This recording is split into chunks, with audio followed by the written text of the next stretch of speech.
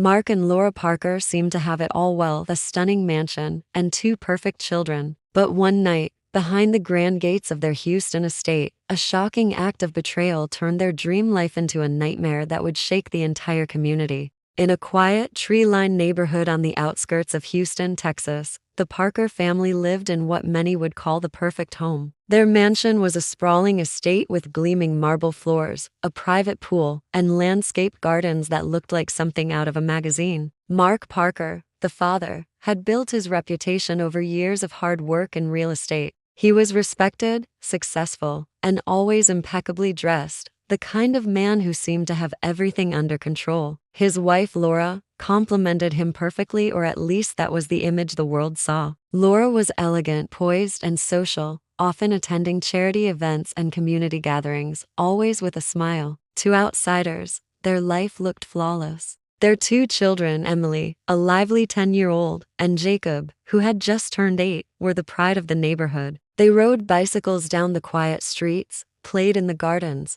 and attended the best schools. Friends and neighbors often described the family as the dream family, a household filled with laughter, celebrations, and seemingly endless joy. The Parkers' social media accounts were full of happy photos, family vacations, birthday parties, and school events, but behind the polished images, tension was quietly building. Laura had recently become increasingly withdrawn. Friends noticed she no longer attended social events with the same enthusiasm, and that she had begun to obsessively monitor the children's every move. While some attributed it to a mother's natural protectiveness, others sensed something more unsettling. Inside the mansion, arguments between Mark and Laura had become more frequent, though they were carefully hidden from the public eye. Neighbors would occasionally hear muffled voices late at night, or catch glimpses of the couple's tense exchanges through drawn curtains. But no one could have imagined the darkness lurking beneath the mansion's luxurious exterior. Even Mark, who appeared in control at work and in public, was not immune to the growing unease at home. The family dynamic, which seemed harmonious from the outside, was actually fragile.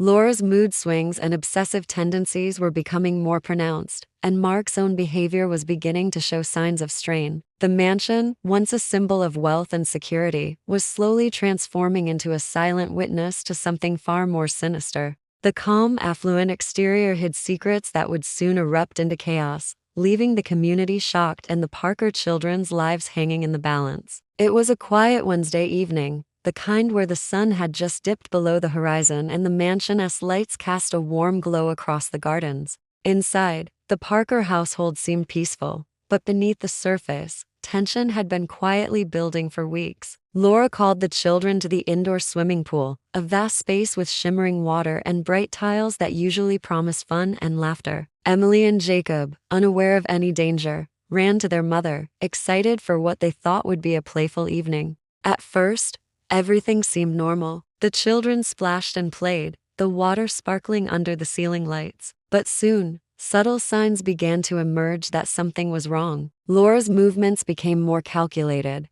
her focus entirely on the children in a way that went beyond typical supervision. She leaned closer, watching them with an intensity that made the atmosphere in the pool room heavy and tense. In the seconds that followed, what had started as a playful moment turned into sheer terror. Emergency calls flooded the neighborhood as neighbors reported hearing cries and frantic splashing. Within minutes, first responders arrived, their sirens cutting through the evening air. The children were struggling to stay afloat, their little arms flailing desperately as they fought against the water. The pool, once a symbol of fun and family bonding, had become a scene of horror. Paramedics acted swiftly, pulling Emily and Jacob from the water, their bodies shivering and exhausted. Both children were alive, but the shock and fear in their eyes were impossible to ignore. When Mark arrived home, he was confronted with a scene he could never have imagined. His children, the ones he had always protected, were clinging to paramedics as they received care. Laura stood nearby, drenched and frantic, claiming it had been a terrible accident. But her behavior was strange to frantic, too intense, and the authorities immediately sensed that something more sinister could have occurred. Witnesses described her actions as unusual, almost rehearsed, heightening suspicion that this had been a deliberate act rather than a moment of panic. By the time the night ended, the children were safe in the care of doctors. But the Parker mansion had changed forever. What had once been a home of laughter now held a chilling sense of danger, a place where a mother's actions had nearly ended in tragedy. Neighbors whispered, investigators prepared their reports, and the first pieces of a dark puzzle began to fall into place, signaling that the perfect life of the Parkers had been a fragile illusion all along. As the sun rose over Houston,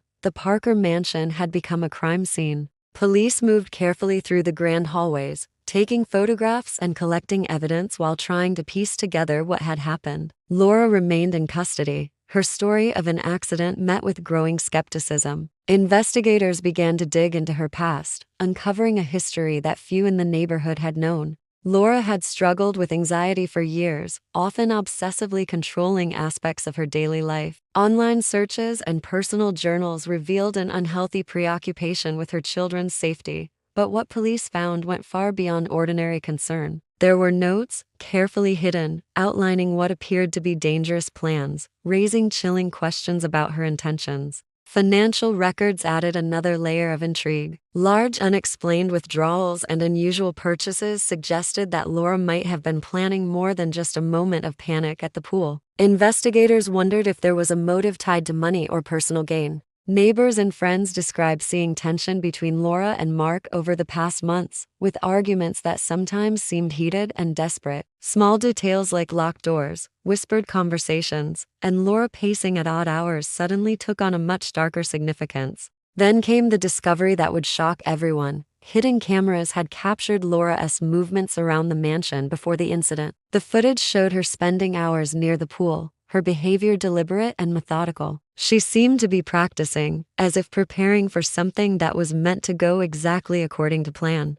Investigators were stunned by the contrast between the charming, elegant mother everyone knew and the woman portrayed in the recordings. The evidence painted a chilling picture of someone who had carefully orchestrated a horrifying event. Yet, as authorities continued digging, a new and unexpected layer of complexity emerged. Communications found on Mark's devices suggested that he may not have been completely unaware. Text messages and deleted files hinted at manipulation, guidance, and subtle encouragement. The seemingly perfect husband and father might have been involved in ways no one could have imagined. The case shifted from being a story of a troubled mother to a tangled web of potential co-conspiracy, leaving detectives questioning the very foundation of the family's public image. With each revelation, the mansion's image as a safe, wealthy sanctuary crumbled. The Parker home, once a symbol of luxury and happiness, had become a place of secrets, lies, and suspicion. What had seemed like a sudden act of desperation now appeared to be part of a much larger and more sinister puzzle, one that would shock the community and challenge everything they thought they knew about the family. Just days after the pool incident, the investigation took a dramatic turn. Evidence that had initially pointed solely to Laura began to implicate Mark in ways no one had anticipated.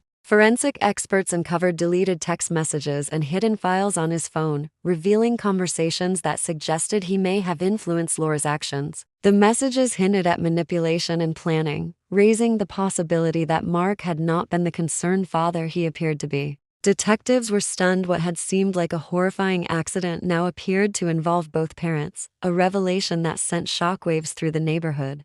Authorities acted quickly, arranging for Mark to be taken into custody at his office. The news spread like wildfire. Friends, neighbors, and colleagues were left in disbelief. The man they had admired, the picture of success and charm, was now a suspect in a conspiracy that could have ended the lives of his own children. While Laura remained in custody facing charges of attempted murder, Mark's arrest added a new layer of complexity to the case. Investigators were now tasked with untangling a web of deceit, determining whether he had planned the attack, encouraged it, or merely failed to stop it. During questioning, authorities discovered more disturbing details about the couple's marriage. Psychological experts analyzing the case noted patterns of coercion and control, suggesting that Mark had fostered an environment in which Laura's obsessions and fears had escalated to dangerous levels. Financial motives also became clearer. The Parkers' wealth, once admired and envied by many, appeared to be at the center of the scheme.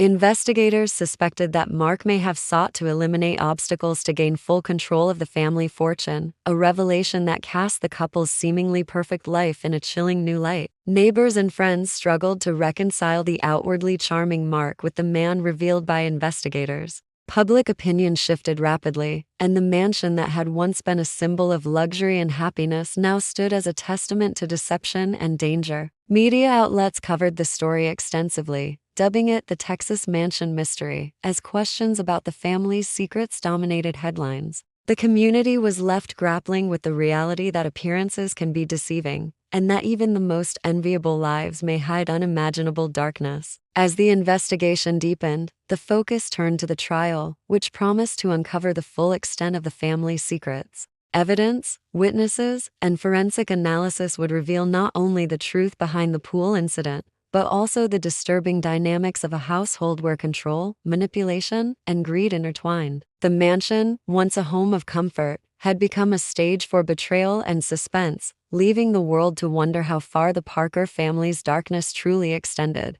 As the trial approached, the Parker mansion remained a haunting reminder of the night that changed everything. Investigators continued to uncover evidence that revealed the full scope of the household's hidden darkness. Letters, journals, and digital communications painted a disturbing picture of psychological manipulation spanning years. Laura's obsession with controlling her children had been fueled, at least in part, by Mark's subtle and insidious influence. Experts noted that the toxic environment he created had allowed her fears and compulsions to escalate into a near-tragic event. What had initially seemed like a sudden act of desperation was now understood as the result of prolonged manipulation, secrecy, and power struggles. The children, Emily and Jacob, were placed in protective care, far from the mansion that had once been their home. Trauma specialists worked with them to rebuild a sense of safety as the public followed every development of the case. The community grappled with the realization that appearances had been deceiving. The mansion, a symbol of wealth and success, had concealed years of tension, secrecy, and deceit. Even neighbors who had considered the Parkers close friends admitted they had never suspected the darkness hidden behind the walls. During the trial, the courtroom became a stage for shocking revelations. Evidence showed the calculated nature of Laura's actions and the possible encouragement or coercion from Mark. Financial motives, psychological manipulation, and long-standing marital tension all came to light, leaving jurors and observers stunned. The prosecution argued that the events were the result of both parents' roles, while the defense emphasized Laura's mental health struggles. The case highlighted the complexity of human behavior, showing how trust and appearances can be manipulated in ways that are almost impossible to detect. In the end, the Parker Mansion's story served as a grim reminder that wealth and outward perfection do not guarantee safety or happiness. The children's survival was miraculous, but the emotional scars would remain.